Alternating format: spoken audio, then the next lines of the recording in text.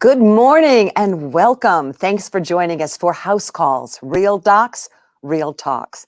I'm your new host, Nancy J., and I'm so excited to join the House Calls team. And it looks like I chose the perfect time because April is Move More Month here at the American Heart Association. And each week we'll be discussing topics ranging from exercise to cholesterol levels. They're all intertwined, you know. Today also marks our new show day, Tuesday. We like Tuesdays better than Mondays, right? Much easier to get moving than on a Monday. So thanks for sticking with us for the move. And speaking of moves, let's dive into Move More Month and talk about exercise. Are you ready to dig in?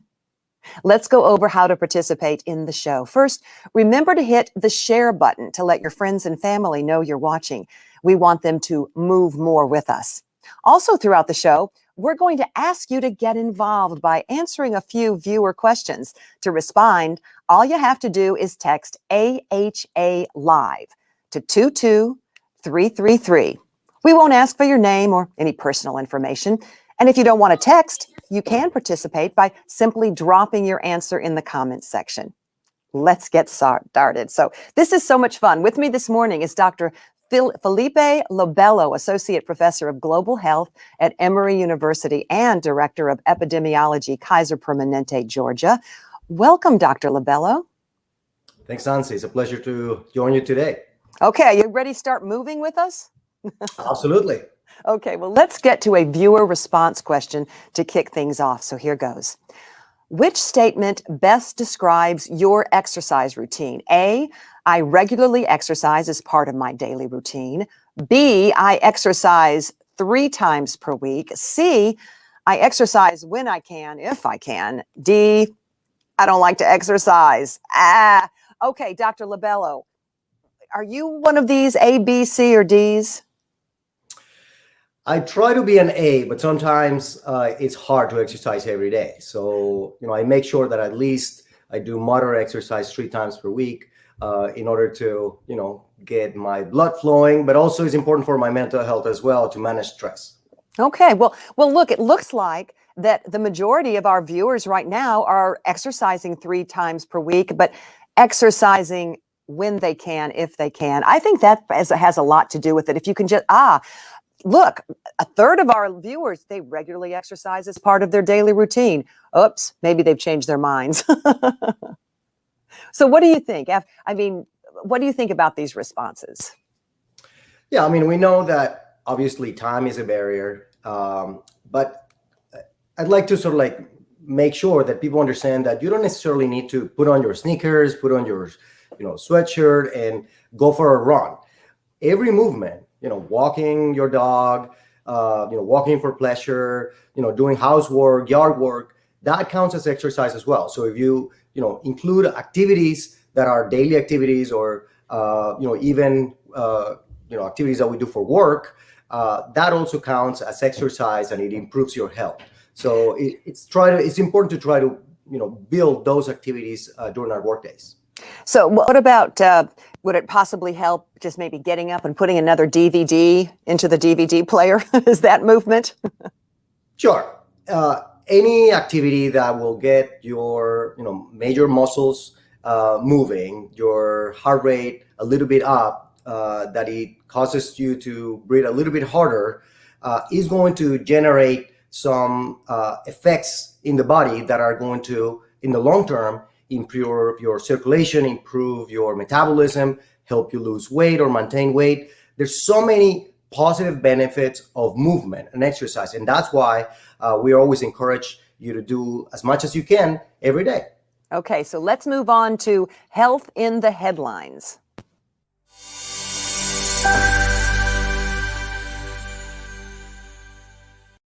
Each week, we select one current headline that ties back to the topic at hand and ask our expert to respond. This week's entry comes to us from U.S. News and World Report. The headline says it all. Couch potato lifestyles cause up to 8% of global deaths. Dr. Lobello, 8% is a big number. It is. We're talking about maybe 5 million deaths a year. It is a substantial number. And what that underscores is that physical inactivity is not a trivial risk factor. A lot of people develop diseases that are associated with inactivity, chronic diseases, diabetes, for example, heart disease.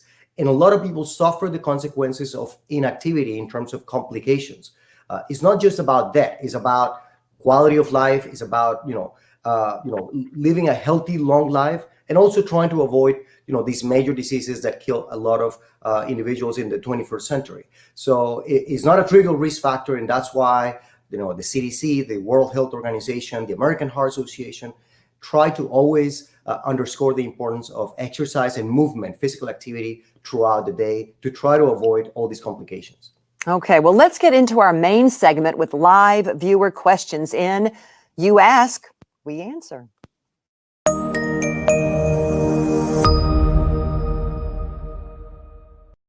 And as a reminder, we are talking today, as we talk today, you can submit your questions in the comments section or submit them to heart.org/housecalls. So let's get to it. Our first question comes to us from Quinn in Maryland. Quinn asks, what counts as physical activity throughout the day? Does cleaning my house count, Dr. Lobello? Absolutely. Anything that gets you up from the chair is going to count. We think about physical activity as vigorous activity, and typically you do that while jogging or playing sports. But we also have moderate and light activity that are going to generate energy expenditure, that are going to help, like I said, with your metabolism, with your circulation, and it doesn't require exercise per se. Movement around the house, yard work, walking for pleasure, or walking to catch the bus, all that counts towards that recommendation for daily physical activity. Maybe parking farther away from the grocery store? That helps? Absolutely. Or taking the stairs in your building instead of the elevator. All those little decisions that we face day to day, as long as you sort of try to keep in mind to take the active option instead of the more sedentary option, that's going to help a long way to improve your health.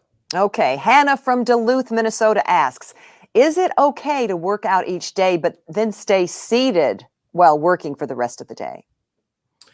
It's better than not working out, but we have now evidence showing that both exercise or physical activity, as well as the time that we spend sitting, have an impact on our health. And the recommendation really is to try to move 150 minutes a week, but also try to restrict the amount that we spend sitting, or at least break it down. So if you catch yourself, sitting for long periods of time, try to break it down. Try to get up every 30 minutes, stretch your legs, take a little break. And that's going to sort of rev up your muscles, wake them up to make sure that you're not suffering the negative consequences of all that sedentary time. So maybe you could just get up and do some jumping jacks or skip rope for just even 10 minutes and then go back to work. Absolutely. We call those sort of like exercise snacks. And, they're great not only for, your physical health, but it also wakes you up. You're able to concentrate better. You're able to, be more productive at work. So there's great advantages of taking these breaks, especially nowadays that we live, very sedentary, very stressful days throughout the workday. Well, we all love snacks, so I like remembering exercise snacks. That's a good one. So here's another good one from Andrew in Bellevue, Washington. I struggle to get in 10K steps a day. Are 10,000 steps really what I should be getting every day? Do fewer steps even count? Absolutely. Fewer steps count. Obviously, the more steps you take every day, that tells you that you're, spending more energy or you're moving more. 10,000 steps a day sort of was like an older recommendation that came from older research. We now know that, up to 5,000 or even 7,500 steps a day are, a good target to shoot. And obviously you want to increase as you're able to fit in more activity throughout your day. Okay, let's get to one more before we take a break. Dante asks, how can I tell if I'm working out hard enough? Yeah, there's a good test called the talk test. If you are, let's say, jogging with someone or walking with someone and you're able to sing and to have a full-on conversation, that's probably light activity for you. We want typically to be on the moderate level of activity. And that means being a little bit out of break. You're not going to fully be able to have a conversation. You're not going to be able to sing while you're doing that activity. And that's a good sort of measure for how much intensity the activity needs to have in order to get more benefits. Obviously, light activity has benefits as well, but we want to shoot for a little bit higher intensity in order to maximize the benefits. So I guess if you're talking on your phone while you're walking and your friend asks, "Why are you out of breath? Are you walking?" That's a good thing. That is a good sign, exactly. Okay, great discussions. But let's take a break for another poll question and hear from you all watching today. So grab your phone and get ready to text in your answer. As a reminder, all you have to do is text AHA live to 22333 to answer. And if you're already registered, you don't have to do it again. Or if you're joining from your phone and it's easier, just drop your answer into the comments. Okay, here's our question. The American Heart Association recommends adults get how much exercise per week?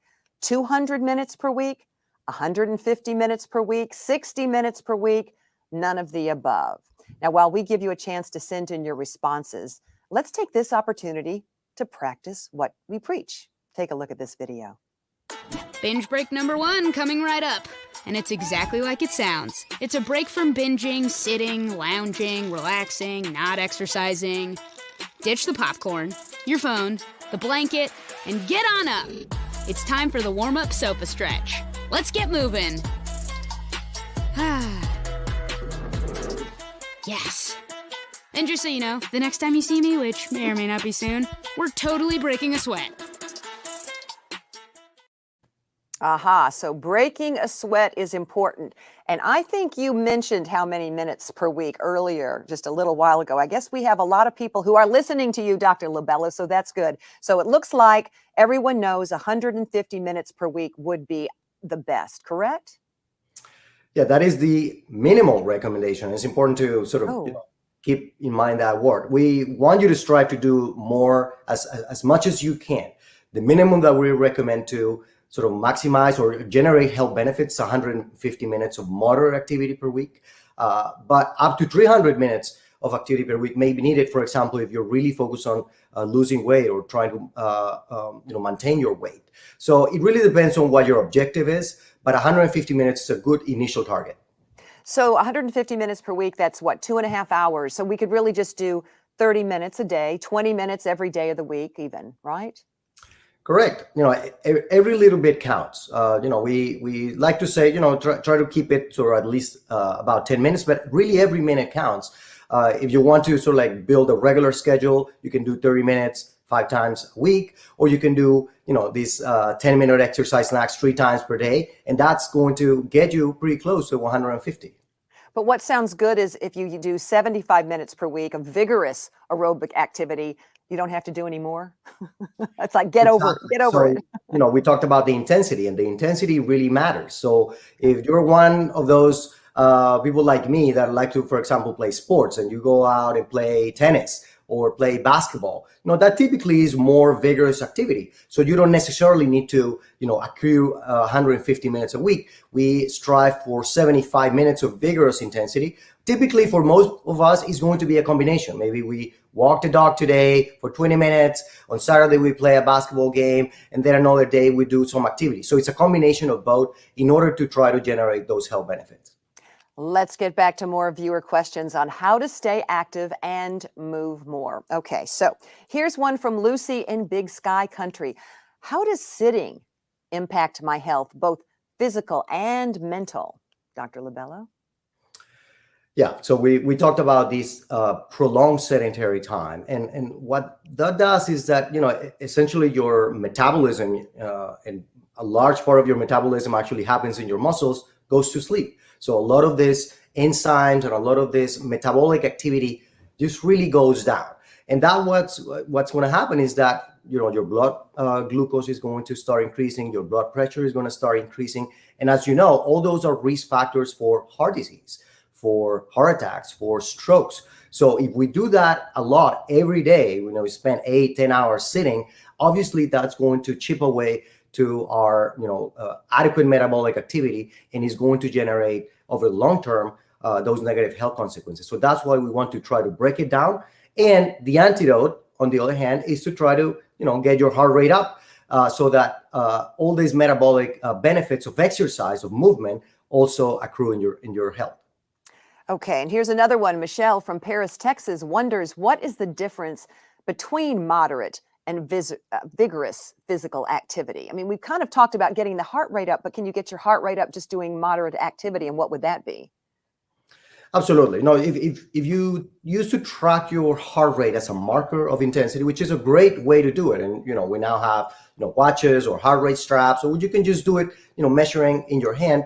There's a simple sort of formula. 220 minus your age is your maximal heart rate, and then anything over 50% is moderate, and anything over 70% for most people is vigorous activity. So you try to stay within, the 50 to 70%. That's a great way to start if you haven't exercised before. And as you progress, you can go to 70%, 80% of your maximal heart rate. For example, if you're doing a vigorous exercise class, and that's going to tell you that your heart rate is there for that level of intensity.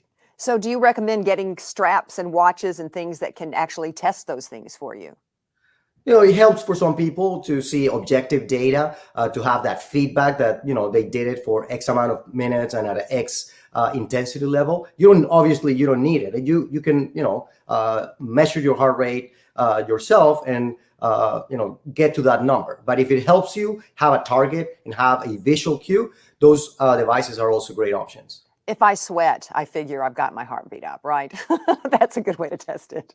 It depends. If you're in Atlanta like I am, where it's hot and humid in the summer, you're going to be sweating anyway. Yeah. So, sweat is not necessarily a marker of intensity, although often is, especially if you're doing exercise indoors. Okay, well, let's take just a couple more questions, and then we may be out of time for today. Julia asks, what amount of daily movement is good for my health every single day? Anything that you're able to muster. And we understand that it's hard to sometimes take these exercise breaks or actually put on your shoes and go for a walk. So, try to strive for 5 or 10 minutes to begin with if you haven't been active for a while, and you can build it up. You can do 10% more each week. So you started with 10, then you go to 12, then you go to 15 minutes every day. And quickly enough, you'll get to that, target of 30 minutes that we're trying to strive every day. Multiply that by 5, that gets you to 150. Well, you've got to be a mathematician too, I guess. We're tracking a lot of numbers here. Okay. Now, our final question for today comes from Martha. She asked the perfect wrap-up question. Thank you, Martha. Can you share a few tips for how to stay active throughout the day, Dr. Lobello? Yeah. So, it's all about every little decision that you have to make every day. Like I said, when I get to the hospital, I typically like to take the stairs. When I park, I try to park a little bit farther away, not exactly, in front of the store that I'm going to. I try to, walk with my family and my dog at least a couple of times. It's a little bit of a combination of, pleasurable activities that are going to help you feel better about yourself, with also a little bit of, consciously thinking that movement every day is critically important for our physical and mental health. And I guess this can become a whole family endeavor, right? You talked about going with your family on walks. So that's important too, right? Everybody gets moving. Absolutely. And it sort of like, builds the example, for example, that you want to give to your kids. So I try to, for example, play sports with them, but it doesn't have to be sports. We do yard work, we take the dog to walk. It's all about those activities of daily living that we may not be consciously thinking about that are going to, count towards your health and towards your mental health as well. I have learned so much today. Thank you so much for keeping us on our toes, I guess we should say. So is there anything else you'd like to add before we say goodbye, Dr. Lobello? Sure. Exercise has so many benefits. And we're in, the era of COVID. And we have now pretty good data showing that those individuals that do exercise, that reach 150 minutes regularly every day, have actually less risk of infection, have less risk of hospitalization, and less risk of death due to COVID. And that's because exercising every day is going to help us prepare when an illness, in this case, an infectious disease, comes about. So there's so many mental, physical benefits for exercise. It also helps you feel better about yourself. And in the case of a pandemic, it actually has also some benefits. So try to stay active as much as you can, especially now that we've been cooped up in the houses. It's, as more people get vaccinated, it's time to get out of the house and do more activity. Dr. Lobello, thank you so much for all your expertise and information, because that does it for our show. It was really fun, and I can't wait to see you all next week. Now, this is for an episode we're going to be calling Doctor, It's Been Too Long.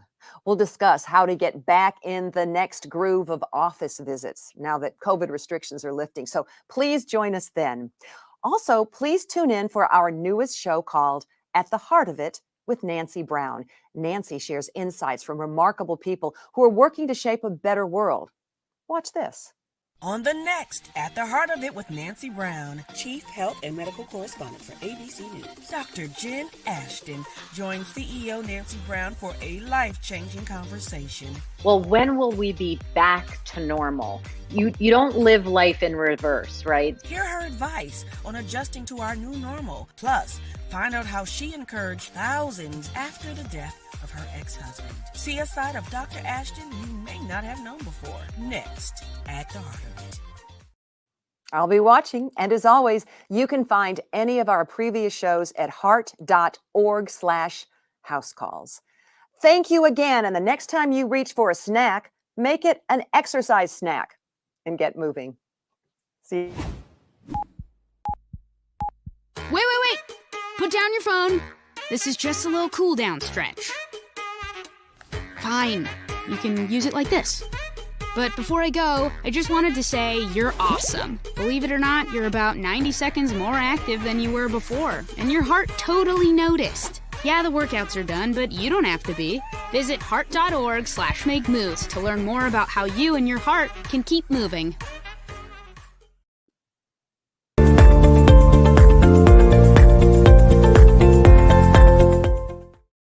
Learn more about House Calls, Real Docs, Real Talk, and submit your questions at heart.org/housecalls.